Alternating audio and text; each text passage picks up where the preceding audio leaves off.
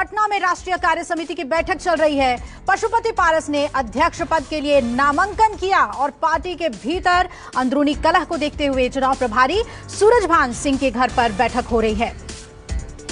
तो पशुपति पारस ने अध्यक्ष पद के लिए नामांकन कर दिया है और ये अहम बैठक पार्टी दफ्तर पे नहीं बल्कि सूरजभान सिंह के घर पर हो रही है और यह हवाला दिया गया है कि कोविड की वजह से घर पर बैठक की जा रही है। सांसद और सूरजभान सिंह के छोटे भाई चंदन सिंह इस वक्त हमारे साथ हैं। ये बताइए किसने किसके साथ गद्दारी की? किसी ने किसी के साथ गद्दारी नहीं की। जो बिहार के विकास में हित में होगा वो फैसला सब लोग ले रहे हैं। कोई गद्दारी नहीं हो रहा है। लेकिन लड़ाई अब नेतृत्व को लेकर है, तो ताकत किसके पास है? नेतृत्व की लड़ाई है ही नहीं। आप लोग पीछे भी देखे हुए हैं, चाहे वो कांग्रेस हो या कोई भी दल हो, सारे दल में साल 2 साल में नेतृत्व चेंज होता है, राष्ट्रीय अध्यक्ष चेंज होते हैं, तो हम लोग भी चेंज कर रहे हैं। चिराग पासवान से परेशानी क्या है? चिराग पासवान जी से परेशानी नहीं थी। कार्यकर्ता किसके साथ है चंदन जी? कार्यकर्ता हमारे साथ है, पार्टी के साथ है। पार्टी के साथ है कार्यकर्ता। पार्टी में चिराग जी भी आते हैं, हम भी आते हैं। लेकिन आज जो बैठक होने वाली है उस पर सवाल खड़ा होता है कि आप लोग किस हैसियत से आज बैठक कर रहे हैं? किस हैसियत से कर रहे हैं? सांसद हैं, इस हैसियत से पार्टी का कर रहे हैं। क्यों? घर में पिता होता है तो बेटा को हक नहीं होता फैसला। चिराग पासवान तो क्या कुछ चल रहा है पटना में, जानने के लिए सीधा रुख कर लेते हैं। सौरभ कुमार मेरे सहयोगी जुड़ रहे हैं। सौरभ, अभी तक क्या क्या डेवलपमेंट हुए हैं? अध्यक्ष पद के लिए अपना नामांकन कर दिया है पशुपति पारस ने, क्या अभी तक डेवलपमेंट हुआ है?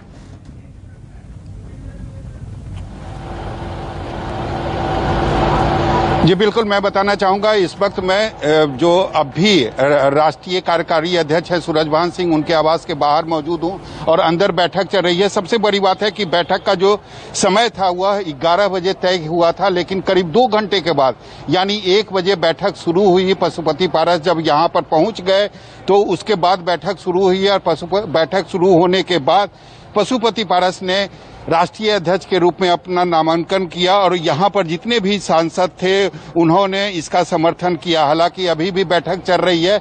इस दौरान यह देखा जाएगा कि और कोई आदमी तो नहीं है जो अपना नामांकन राष्ट्रीय अध्यक्ष के रूप में करता है। हालांकि 5 बजे तक अगर किसी भी नेता का नाम नहीं आता है तो इसका मतलब यह निकाला जाएगा कि निर्विरोध रूप से पशुपति पारस को लोजपा का राष्ट्रीय अध्यक्ष बना दिया जाएगा। हालांकि 5 बजे ऑफिशियली अनाउंसमेंट होगी और यह जो अभी से लेकर 5 बजे का पीरियड है इसमें यह देखा जाएगा कि कोई नेता आकर या कोई सदस्य आकर अपना नामांकन राष्ट्रीय अध्यक्ष के रूप में करता है या नहीं।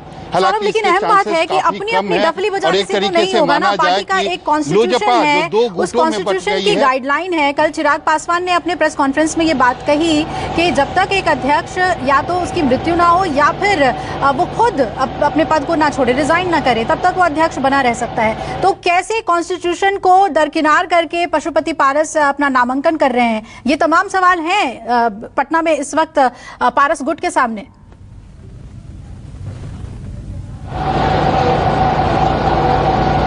ये बिल्कुल सवाल है। हालांकि यह सवाल हमने पारस गुट के लोगों से, उनके नेताओं से की तो उनका साफ तौर पे जवाब था कि संविधान में यह भी है कि पार्टी के जो कार्यकर्ता हैं, जो राष्ट्रीय कार्यकारिणी के सदस्य हैं, वह किसके साथ हैं? वह निश्चित रूप से हमारे साथ हैं। इसीलिए हम पार्टी में होने का दावा कर रहे हैं, यानी लोजपा के राष्ट्रीय अध्यक्ष होने का दावा कर रहे हैं, क्योंकि हमारी जो पार्टी का संविधान है उसमें साफ तौर पर लिखा हुआ है कि राष्ट्रीय कार्यकारिणी के जो सदस्य हैं उनकी बहुमत जहां होगी राष्ट्रीय अध्यक्ष उन्हीं के होंगे। तो निश्चित रूप से इनका कहना है कि राष्ट्रीय कार्यकारिणी के जो सदस्य हैं उसमें ज्यादातर लोग जो हैं वह हमारे साथ हैं। इसीलिए हमारे गुट से ही राष्ट्रीय अध्यक्ष होंगे और हमारा जो गुट है वही असली लोजपा है। जी